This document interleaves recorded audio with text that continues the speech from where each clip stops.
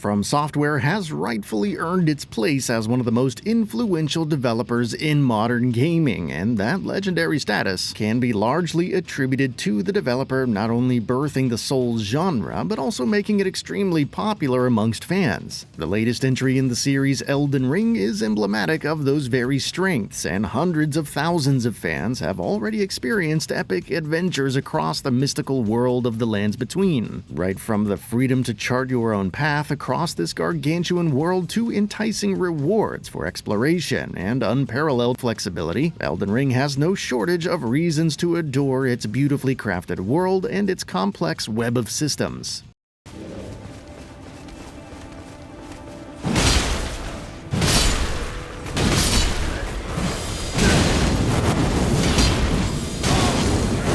Given the massive success of the release, it's no wonder that the developer had plans to introduce post-launch content to the base game. The highly anticipated shadow of the Erdtree is looming over the horizon, and we're undeniably excited to see what's in the full release. But the bigger question here is whether the developer will be able to capture that lightning-in-a-bottle moment once again, or will it end up being an underwhelming dessert to a wonderful meal? Elden Ring has no shortage of merits, but the game's biggest selling point is undoubtedly the shift to an open-world structure. The Lands Between is a sprawling playground of possibilities, and the world is chock full of diverse biomes begging to be explored. There's towering castles, lush forests, snow-capped peaks, and of course, Miyazaki's favorite poisonous swamps. The geographical variety is honestly surprising, and so is the sheer scale of the world that inhabits it all. From what we know about Shadow of the Erdtree, FromSoftware seems to have a good grasp of what fans would want out of such an experience. The Land of the Shadow is touted to be around the same size, if not larger, than Limgrave from the first game, and Miyazaki has confirmed that the relatively smaller kingdom will also be home to different kinds of areas, including, but not limited to, poisonous swamps that we all share a love-hate relationship with. One of the more interesting things about Shadow of the Erdtree is the map design. Elden Ring has no shortage of interesting sights to see and secrets to unfold, but there are still vast stretches of empty space to go along with that too.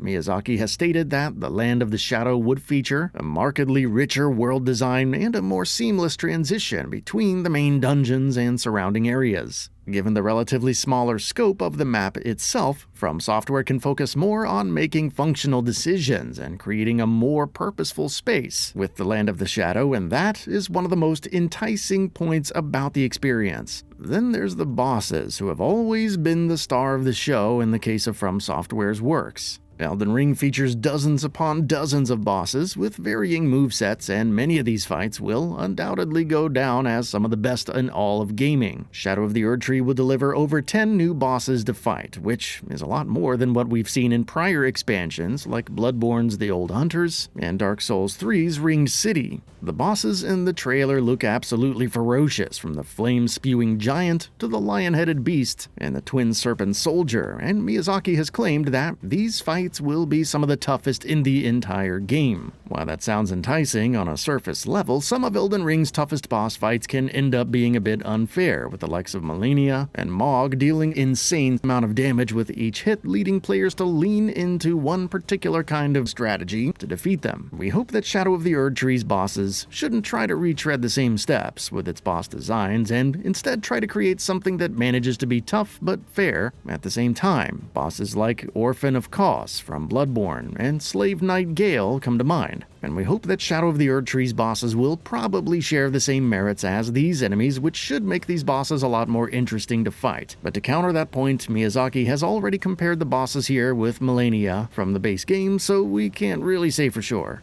Then there's a few new weapons, which include but are curved swords that look like a great option for crowd control, spells that will affect a range of enemies within a vast radius, and even new fighting styles with martial arts, which can be seen in the trailer. Furthermore, the trailer also showcases a shield with sharp edges that can serve both offensive and defensive purposes, and the expansion will also feature boomerangs and automatic crossbows for long-range engagements. Of course, there's no shortage of options for expressing yourself with the base game's suite of weapons and armor, but Shadow of the Erdtree's new offerings will obviously add a lot of new variety into the mix as well. Another trick that helps Shadow of the Erdtree's favor is the convenience that it offers for jumping in. You can jump into the DLC regardless of your character level, and your power level within the Land of the Shadow is dictated by a separate power that exists only for that world. That being said, entering the zone itself requires defeating both Starscourge, Rodden, and Mog, so you'd have to be at a pretty high enough level to be able to check off its early criteria in a practical sense. But then again, the conclusion of the main story doesn't affect the DLC, and neither does the DLC's conclusion affect the central narrative, so that also makes it a lot more accessible. Speaking in terms of the actual length of the content itself, we don't have any concrete numbers at the moment, but if we try to piece together the many different areas, weapons, and bosses that we know about, seems like a fair guess to assume that the Shadow of the Erdtree would be at least 20 to 30 hours in length, if not more than that. So going by that assumption, Elden Ring's DLC is definitely en route to be the biggest FromSoftware expansion to date. Of course, it's all a primitive guess, and the actual numbers could end up differing by a significant margin, so do take that with a grain of salt. There's a lot going on for Elden Ring's upcoming expansion, and it seems to be having all the markings of a great experience. Between this and the developer's track record with similar DLCs, the signs are looking positive for Shadow of the Erdtree. As previously mentioned, there are some pitfalls that the developer should try to avoid including, but not limited to, the boss fights.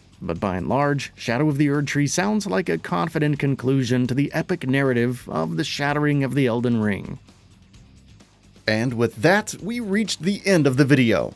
Have anything to say? Let us know in the comments below. Also, we upload new videos every single day on GamingBolt, so please consider subscribing as it really helps us out. Thanks for watching.